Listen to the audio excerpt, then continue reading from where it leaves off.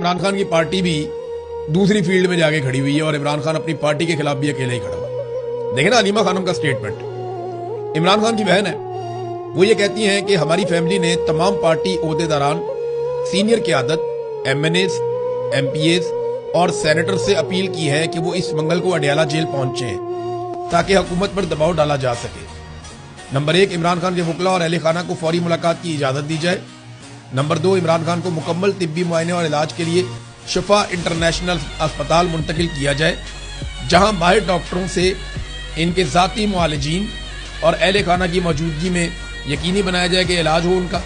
Number 3, chief justice Dogar इस बात को यकीनी बनाए कि इमरान खान और बुशरा बीबी की जमानत की दरखास्तों को फौरी समाअत के लिए मुकर्रर किया जाए ताकि उन्हें इस गैर कानूनी कैद से बिला ताखीर रिहा किया जाए। इमरान खान और बुशरा बीबी को तन्हाई में कैद रखा गया है, जो कि बहुत बड़ा जुल्म है और पाकिस्तानी कवानीन और बैनुल अक़वामी इंसानी हकूक़ के मेयारात की खिलाफ वर्जी है।